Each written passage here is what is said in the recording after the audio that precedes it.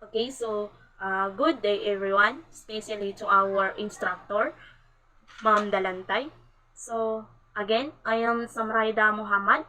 For today's video, we will discussing the weathering. So what is weathering?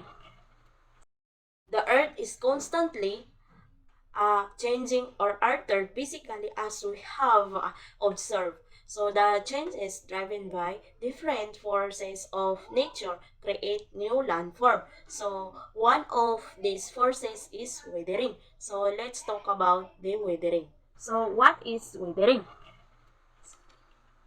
Weathering is an important process that helps shape the Earth's surface. The breaking of rocks results in the formations of soil and different landforms.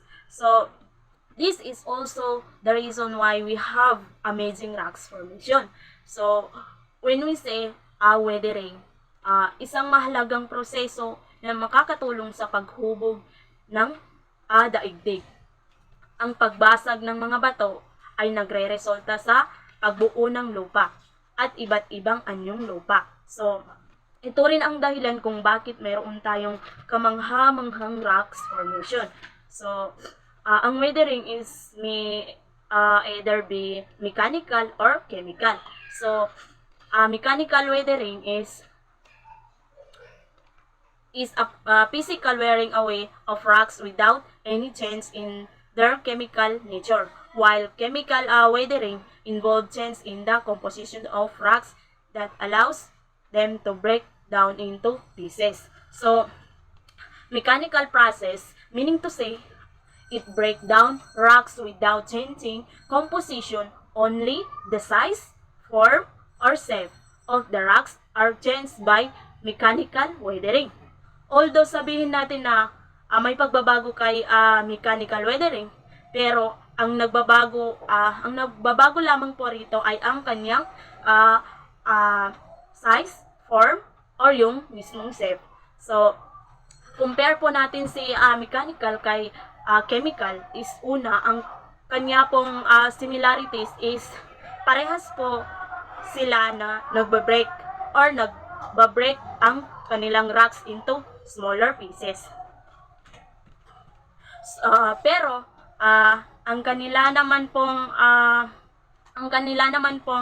pinagkaiba kapag ka po mechanical weathering mayroong change.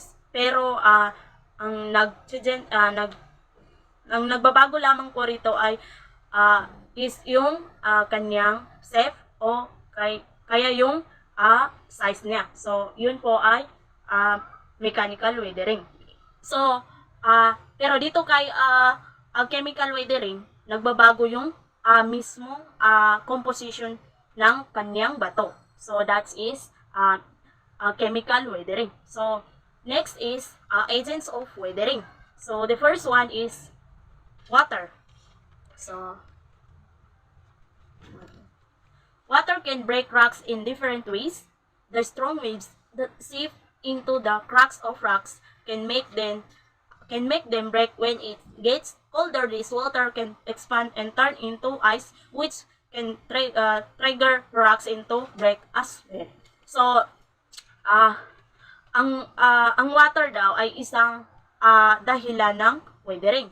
Like for examples, kapag malakas ang tubig or malakas ang alon ng tubig na tumatama sa mga bato, is ito ay nagre-resulta ng dahilan ng pagkasira o pagkabasag ng mga bato. So that is one examples of water.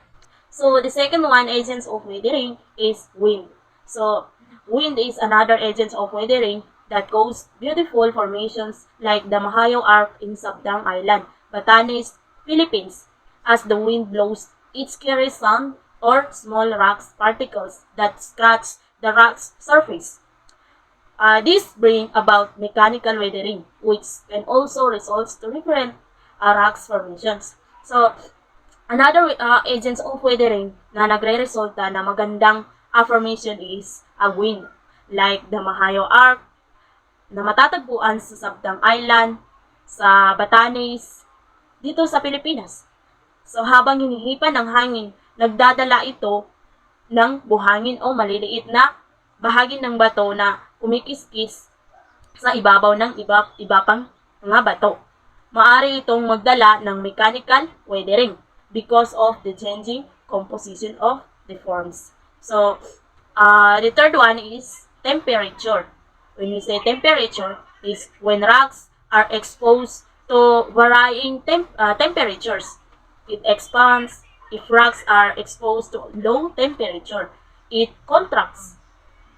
And the repeated expansion and contraction of rocks due to changes in temperature results in weathering. So temperature, when we say temperature is expose the temperature, ang isang rocks daw, thermal expansion will happen so kapag mainit at maaraw, nag-expand ang rocks. Then, sa gabi naman, nag-contract ito. This cycle will cause the breakdown of rocks. Mag-exfoliate ito, and then, some point, mas liliit ito. So, that is temperature. Okay, so, the fourth agents of weathering is plants. So, plants is, some plants like lichens, ferns, and mosses can also trigger weathering. It can grow on rocks and cause them to break into pieces. And eventually, metabolic or life process of these plants will cause the gradual breakage of rock into smaller pieces. Ang plants is another agents of weathering. Dahil ang plants, ang plants o ang mga puno ay isa din sa sanhi ng weathering. Dahil sa paglaki nito ay maaaring masira ng mga ugat ng puno ang mga sementadong lupa sa paghahanap ng mas maraming mineral sa lupa.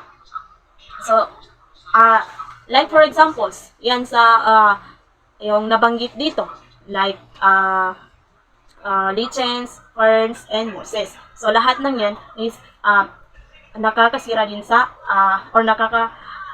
sanhi din ng pagkasira ng mga bato or mga sementadong lupa. So, the next one is animals. So, animals that live underground also contribute to weathering. As burrowing animals dig deeper, they cause rocks to break into pieces. So, pati din pala ang mga hayop or mga animals ay nagiging dahilan din ng weathering. Like sa paghuhukay ng mga hayop, sa mga ito ay nagdudulot din sa pagkasira o pagkadurog ng mga bato sa mas maliliit na piraso. So, the last one, agents of weathering is human. So, tayong mga tao. So, a human also contribute to the weathering of rocks. So, subdivision developers use bulldozer to flatten mountains or hills to build zone. So, some construction workers use jackhammer to break boulders of rocks as they repairs roads. So, tayong mga tao, isa din tayo sa nag-aambag sa weathering upang patagin ang mga bundok, like sa paggamit ng bulldozer, jackhammer, upang mabasag ang mga malalaking bato at upang makabuo ng bahay or mga building or kalsada. So that's all the agents of weathering. And thank you.